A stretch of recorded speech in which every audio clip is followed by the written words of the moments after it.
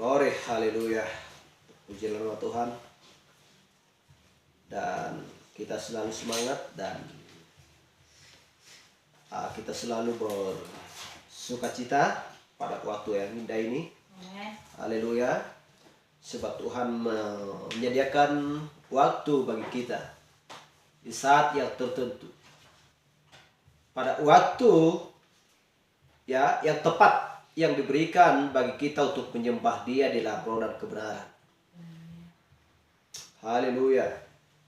Dan itulah sesungguhnya kasih Yesus Kristus. Diberikan kesempatan bagi mempelai wanita untuk menyembah Dia. Kalau Tuhan tidak memberikan kesempatan bagi mempelai wanita untuk menyembah Dia, berarti dia bukan mempelai wanitanya. Haleluya. Tetapi karena Kristus tahu bahwa hati kita sedang fokus dan selalu tertuju kepada si penebus kita, Yesus Kristus, sehingga Dia selalu mengasihi kita di setiap saat. Dan Tuhan mengatur setiap langkah orang percaya. Dan Tuhan selalu mengontrol mereka di setiap saat. Dan melakukan tugas masing-masing.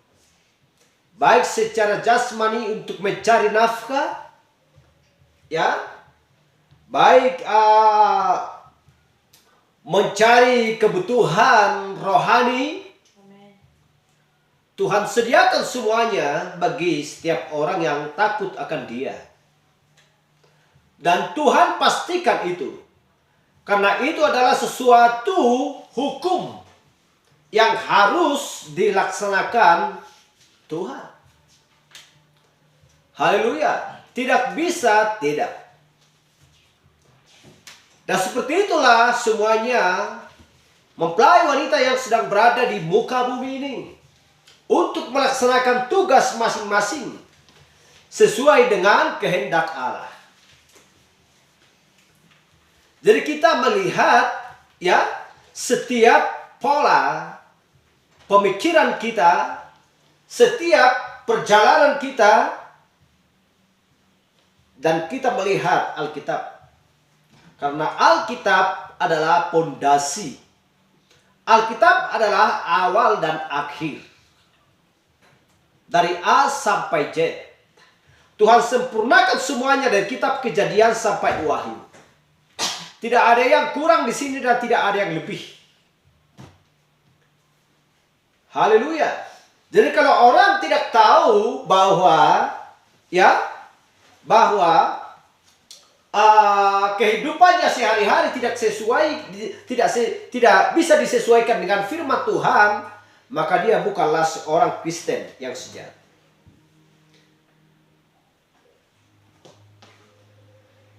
Itulah sebenarnya doa kita kepada Tuhan untuk supaya kehidupan kita sehari-hari berasal daripada firman.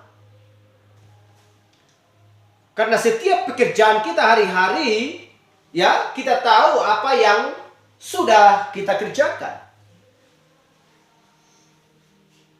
Bahkan dari jam 6 sampai jam 6, dari jam 6 pagi sampai jam 6 sore.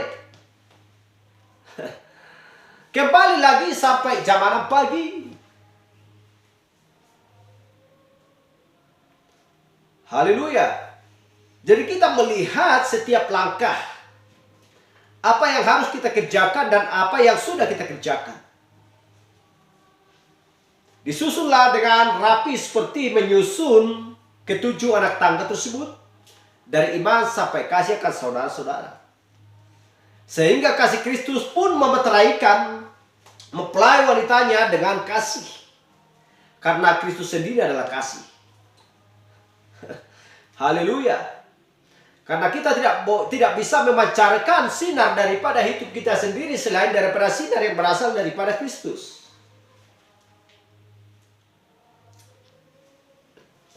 Ini adalah terbitnya matahari.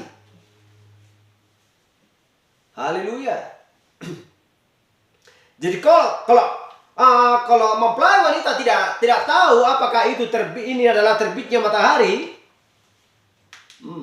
udah ada yang salah.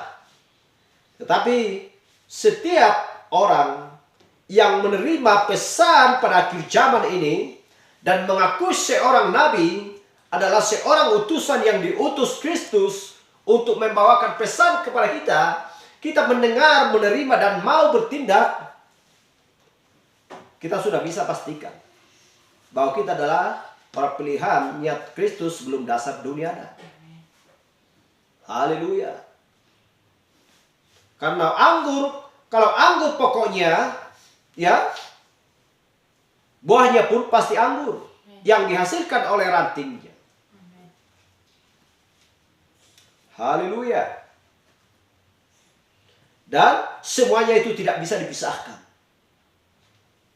Dari akar sampai buahnya semuanya adalah anggur. Dia adalah pokok anggur. Itulah sebabnya seperti yang dikatakan oleh utusan, jangan kau sebutkan bahwa ban mobil itu adalah mobil. Karena itu tidak bisa dipisahkan.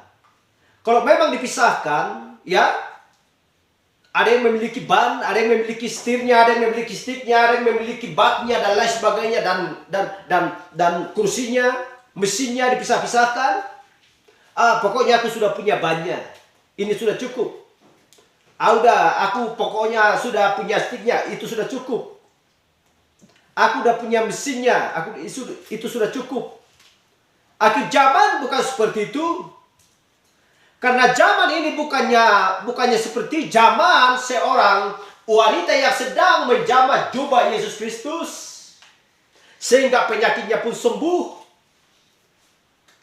Sekarang, ya, akhir zaman ini harus memiliki dari kaki sampai ke kepala.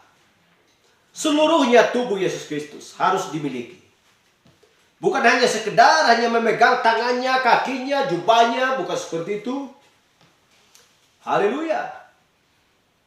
Karena zaman ini adalah bukan zamannya lagi dasar. Haleluya. Kalau memang artinya dasar adalah pondasi. Ini zaman bukan berarti zaman pondasi, zaman dasar. Banyak yang memiliki iman. Kalau hanya sekedar memiliki iman, gak ada arti.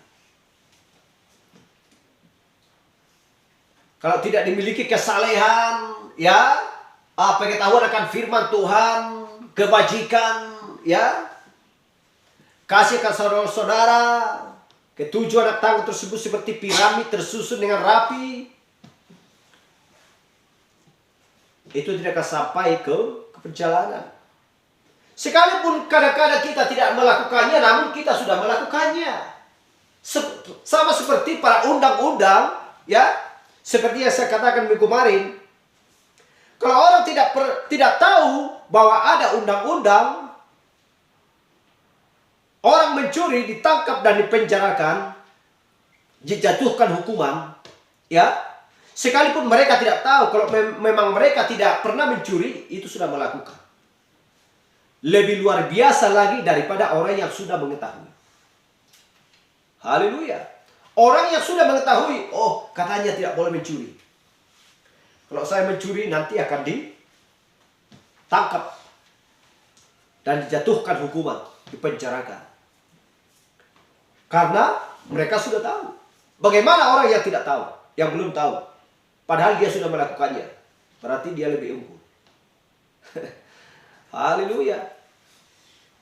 Apakah kita pernah berjumpa dengan seorang utusan?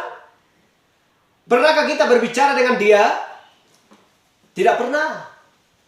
Tetapi kita percaya sesuai dengan firman Tuhan bahwa dia adalah seorang utusan. Haleluya.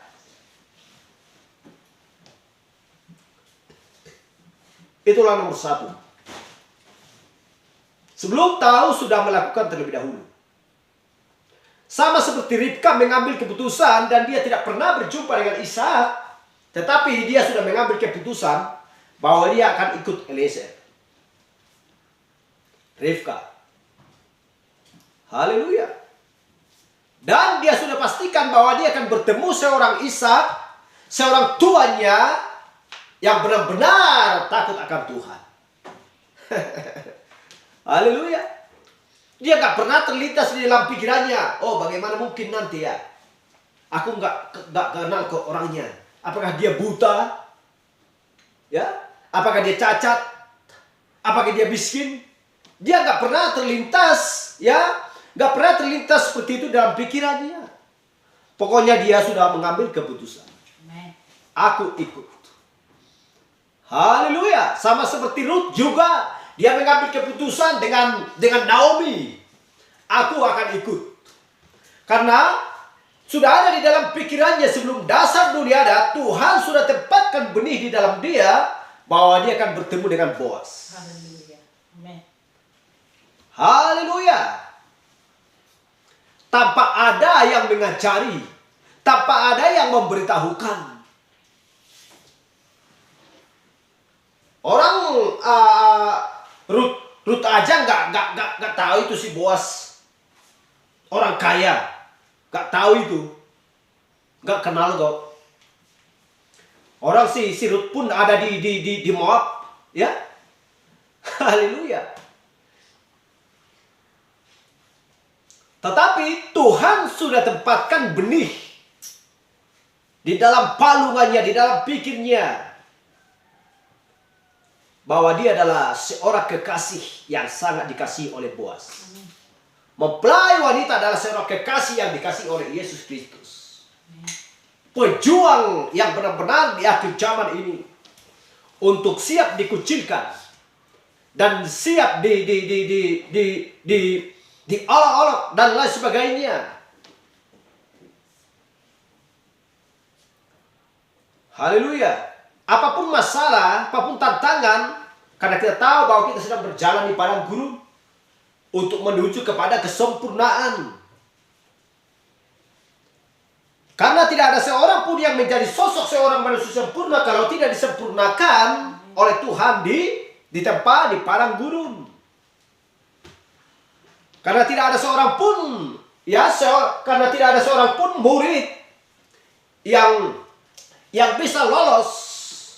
Ya, sampai kepada tujuannya tanpa ada ujian. Itulah sebabnya dikatakan semester 1, semester 2, semester 3. Haleluya. Kalau bermain-main, tidak peduli dan tidak mau tahu, jangan diharap dia lolos. Haleluya. Jadi kita bangga sekali di zaman ini. Karena Tuhan berikan kepada kita. Ya, Tuhan berikan kepada kita tempahan, ujian di padang gurun untuk supaya kita lolos. Sebagaimana buka bakung juga lolos. Haleluya. Sampai memancarkan bunganya yang begitu indah. Sehingga tahun-tahun pun datang untuk menikmati madu tersebut. Kenapa dia harus tumbuh? Kenapa dia ditempatkan di lumpur atau rawa bunga bakung tersebut? Dia harus melampaui apapun yang ada di rawa itu, kotoran, ya. Dan banyak juga hama-hama yang tidak baik di sana. Bau juga lumpurnya. Tetapi bunga bakung harus ditempatkan di sana. Haleluya. Itu adalah Yesus Kristus. Sama halnya juga dengan mempelai wanita. Glory. Baik, kita akan membahas tentang pesan kita pada waktu yang indah ini. Tujuan kita pada pagi hari ini adalah mempelai, ya. Mempelai wanita sedang dalam perjalanan ke surga. Kita bukan kita Kejadian 31 ayat 1 sampai 5. Kejadian 31 ayat 1 sampai 5. Kedengaranlah kepada Yakub anak-anak Laban berkata demikian. Yakub telah mengambil segala harta milik ayah kita dan dari harta itulah ia membangun segala kekayaannya. Lagi kelihatan kepada Yakub dari muka Laban bahwa Laban tidak lagi seperti yang sudah-sudah kepadanya. Lalu berfirmanlah Tuhan kepada Yakub, pulanglah ke negeri nenek moyangmu dan kepada kaummu, dan aku akan menyertai engkau.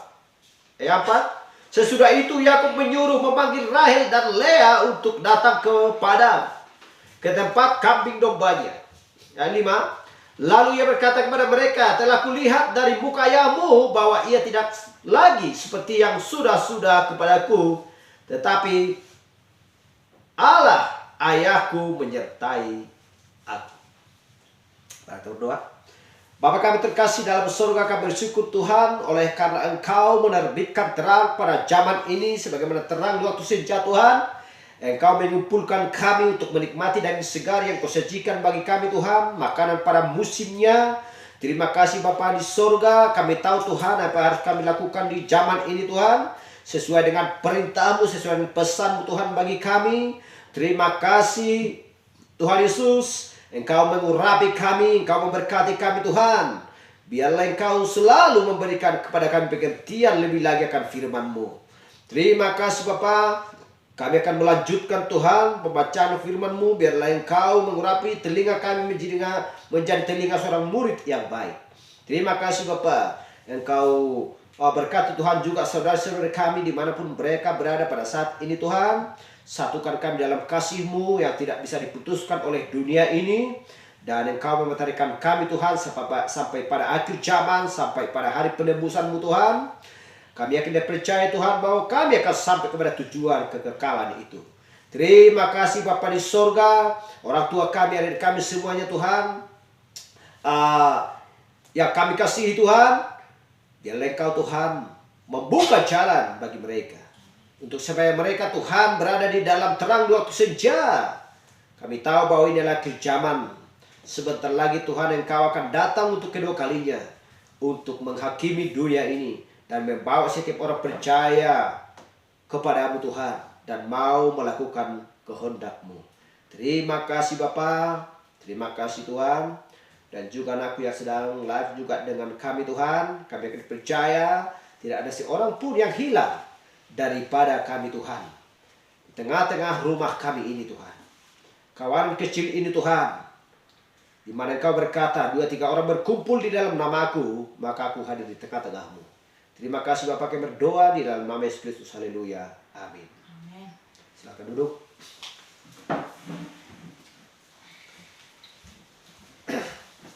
Haleluya.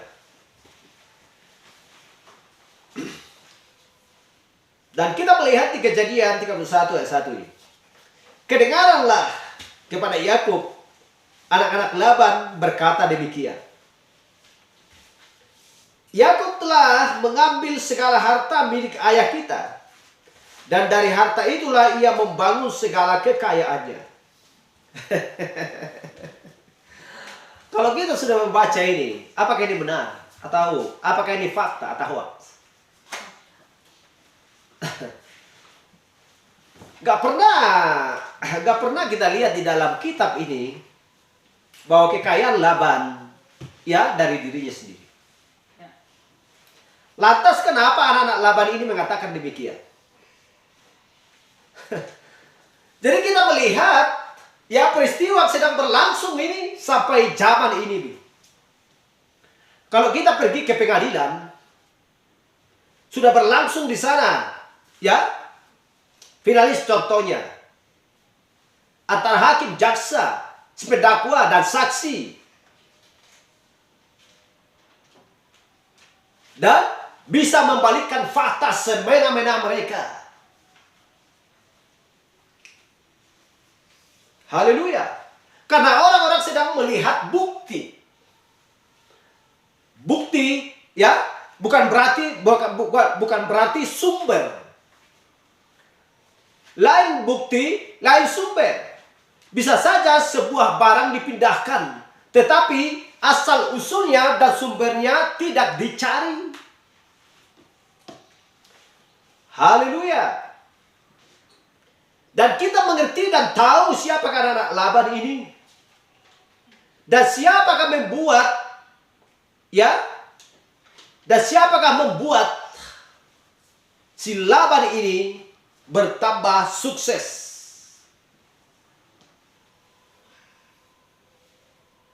semakin sukses, memiliki banyak ternak. Haleluya. Tidak lain adalah Yakub. Tetapi apa yang dikatakan di sini, kedengarannya kepada Yakub, anak-anak Laban berkata demikian. Yakub telah mengambil segala harta milik ayah kita, dan dari harta itulah ia membangun segala kekayaannya. Membalikkan fakta. Haleluya. Ini adalah hoax yang sesungguhnya. Bohong. Karena Tuhan tidak pernah berbohong. Siapakah Yakub? Yakub adalah gambaran Kristus. Dan Yakub pun tidak pernah berbohong. Haleluya. Kenapa? Karena itu adalah rencana Tuhan.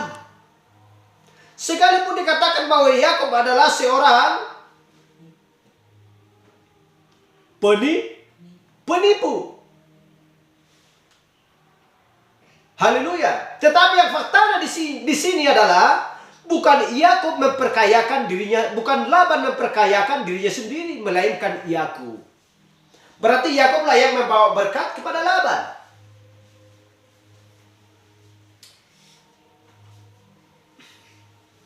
Haleluya.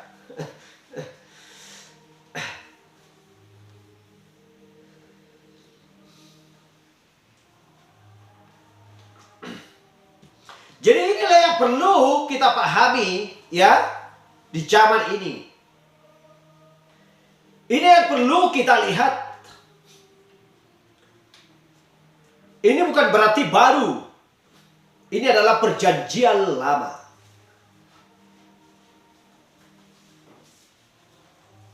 Haleluya. Karena ayah Yakub adalah Ishak. Ayah Ishak adalah Abraham. Haleluya. Sudah terjadi di sini tentang penipuan. Merasa bahwa anak Laban itu adalah semua harta kekayaan yang ada dimiliki oleh Yakub adalah harta kekayaan ayahnya sendiri. Lihat katanya, Yakub telah mengambil segala harta milik ayah kita.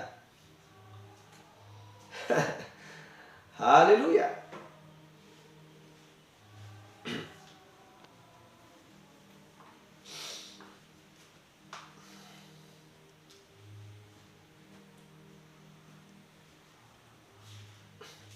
Tetapi kita lihat, tidak ada seorang pun di muka bumi yang bisa memiliki kekayaan kalau Tuhan tidak berikan. Itulah sebabnya Allah yang memberi, Allah yang mengambil. Kalau Tuhan tidak berikan kekayaan kepada Laban melalui Yakub, maka dia tidak akan bisa kaya. Siapakah pemiliknya? Adalah Allah sendiri. Haleluya. Gak ada seorang pun yang bisa kaya mendadak di dunia ini kalau Tuhan tidak izinkan. Bagaimana kalau Tuhan mengambil nyawanya? Karena Tuhan yang bernyawa, dia sendiri juga yang mengambil. Mau bilang apa manusia? Apakah bisa kita katakan bahwa dunia ini separuh bisa kita miliki? Jangan ke separuh. Satu kursi aja nggak bisa kalau Tuhan tidak berikan. Haleluya. Jadi Tuhan yang memberikan semuanya itu. Seolah-olah mereka memperkayakan diri sendiri. Seolah-olah mereka memberikan kekayaan kepada Laban. Dari kekayaan kepada Yakub melalui Laban. Haleluya. Jadi itulah sebabnya sebuah pengaruh yang sangat besar. Sehingga orang-orang pun tahu, masyarakat pun tahu, semua pun tahu. Oh iya ya, Rupanya Yakub itu kaya. Oleh karena harta kalian dibawa semua. Waduh. Katanya dia takut akan Tuhan ya. Padahal caranya seperti itu. Sehingga tersebarlah kabar-kabar kepada seluruh orang-orang, tetangganya, semua yang tahu. Biasalah ya, kalau kabar kabar yang kurang baik, maka semua cepat tersebar kepada seluruh. Haleluya. Jadi itulah sebabnya kalau kita tidak benar-benar memahami dan mencari, ya, dari mana kita tahu? Dari Alkitab. Kita tidak bisa memahami sesuatu kalau tanpa Alkitab, tanpa firman Tuhan. Kalau orang-orang semua percaya dan menerima, karena itu adalah fakta bagi mereka. Oh iya, benar. Haleluya. Kalau kita sudah melihat ini, kita akan melihat Kristus juga. Antara Herodes dengan Kristus, siapa yang benar? Haleluya. Kenapa begitu banyak orang ya bersorak-sorak, salibkan? Siapa yang benar? Apakah Laban atau Yakub? Apakah Kristus atau Herodes? Haleluya. Orang mempelai wanita yang sedang memiliki bijaksana dan pengetahuan akan firman Tuhan tidak boleh dibohongi. Itulah sebabnya pertahankan hidup. Jangan takut kepada dunia ini. Dunia ini mudah membalikkan fakta. Mudah memelintir. Mudah memperdaya. Tetapi kita ingat, mempelai wanita tidak akan bisa diperdaya. Kenapa? Karena setiap mempelai wanita pasti sudah dilahirkan kembali. Kalau orang sudah dilahirkan kembali, kita ingat, berarti dia tidak akan mengerti apakah itu imajinasi, ya, halusinasi. Mereka tidak akan mengerti. Gagal akan memahami hal tersebut. Haleluya.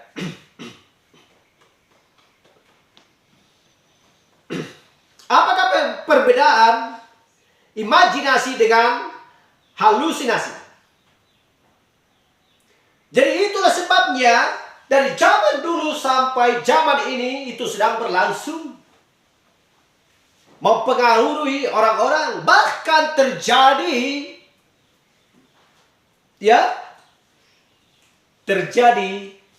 stres, gangguan jiwa. Haleluya. Jadi halusinasi adalah seolah-olah ada padahal tidak ada. Contohnya seperti orang-orang yang sedang berpikir, contohnya sepertinya ada seekor kucing di tempat tidurnya. Dia lihat padahal tidak ada. Gangguan sedang berlangsung.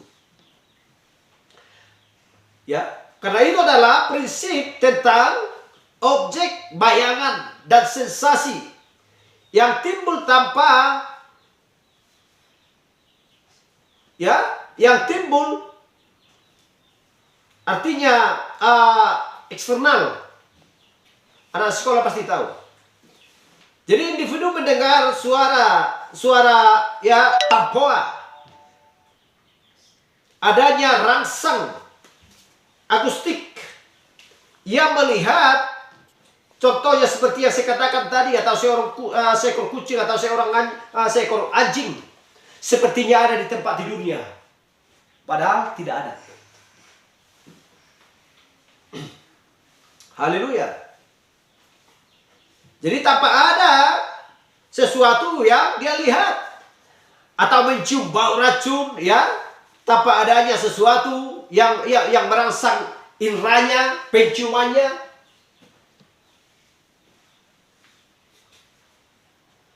Haleluya. Jadi sehingga dia pun tergesa-gesa, dia pun gelisah dan lain sebagainya. Ketakutan. Haleluya.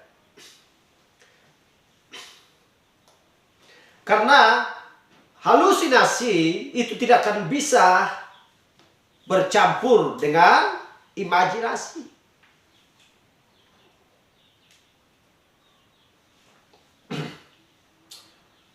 Haleluya. Tetapi kalau memang orang-orang yang mempelai wanita yang sudah dilahirkan kembali, ini tidak akan ada dalam pikirannya. Kenapa? Seperti yang saya katakan tadi, karena firman-lah yang ada dalam pikirannya. Segala sesuatu, apapun persoalan, masalah, ekonomi, penyakit, dan lain sebagainya, hanya ada satu jalan keluar. Tuhan, tolong aku. Tunjukkan kepadaku sebuah jalan untuk supaya aku keluar daripada tawaran ini. Tawaran apapun itu. Mau penderitaan, mau penyakit, mau apapun, dan lain sebagainya. Haleluya. Kalau Tuhan tidak jawab, berarti ada juga firman. Oh Tuhan, mungkinkah ada kekuranganku? Sabar nak. Kan aku untuk supaya menempah engkau. Saya tempah seperti emas supaya tidak bercampur lagi bahan-bahan yang lain di dalam diri, di dalam pikiranmu. Haleluya.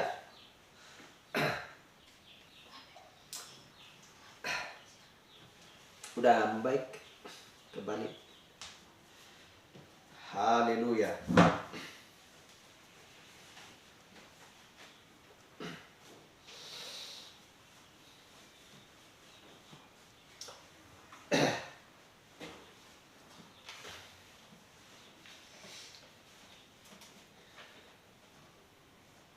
Jadi kita akan mengetahui dengan jelas dan pasti. Mengetahui dengan jelas pasti bagaimana tentang perjalanan dunia ini. Siapa yang mendorong? Siapa yang membacking? Siapa yang mengawasi? Haleluya. Seperti yang saya katakan tadi. Bagaimana tentang Herodes dengan Kristus?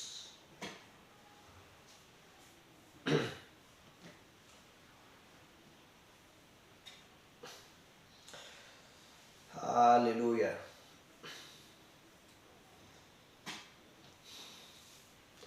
Jadi seperti itulah, ya. Kalau kita contohnya kita diperhadapkan dengan sesuatu perkara di pengadilan, kalau pondasi kita, alat kita adalah firman, tidak akan bisa dilawan. Kita tidak pernah takut dan gentar sedikit pun kalau memang kita benar-benar memiliki firman. Haleluya. Artinya, kalau firman di dalam kita berarti tidak ada ragi yang bercampur yang berasal daripada si iblis. Artinya tidak mau membalik-balikkan fakta. Haleluya. Bagaimanapun kekuatan dunia ini, kalau Tuhan sudah memilih sebelum dasar dunia ada, sudah ditentukan, dipresentasikan, tidak ada seorang pun yang bisa menggoncang dari dunia ini. Kalau bisa digoncang, berarti firman Tuhan akan bisa tergoncang. Haleluya. Itu intinya. Itu kuncinya. Kenapa? Karena memang firmanlah yang diucapkan. firmanlah yang diucapkan oleh Yakub. Kita baca kembali tadi berikutnya. Lagi kelihatanlah kepada Yakub dari muka Laban. Lagi kelihatanlah kepada Yakub dari muka Laban bahwa Laban tidak lagi seperti yang sudah-sudah kepadanya. Sudah berubah. Ada tujuannya. Tujuan Laban apa? Untuk supaya membuat sebuah politik untuk supaya Yakub meninggalkan dia, sehingga hartanya Yakub yang sedang banyak di sana ditinggalkan kepada Laban. Jadi Yakub itu tidak cukup 1 tahun melihat hati manusia. Bukan 1 tahun, bukan 2 tahun. Kalau sekian lamanya Yakub bersama-sama dengan Laban, baik-baik aja. Kenapa? Karena usahanya semakin berkembang. Dia semakin sukses. Wah. Dikasihi terus Laban, dikasihi terus Yakub. Udahlah, kau baik kali Yakub. Nampak kali kau bereku ya. Baik kali kau sama pamanmu. Tetapi kalau ketika dia berkembang, sudah sukses, pikirannya berputar. Haleluya. Tetapi pikiran Yakub tetap setia dan tidak berputar. Tidak ada niat jahat di pikiran Yakub. Karena aku membuat tulangku ini, pamanku ini sukses. Bagaimana caranya supaya aku berkuasa di sini? Saya pikirkan dulu. Bagaimana caranya supaya Laban ini bisa saya usir dari sini? Kan aku yang membuat dia kaya.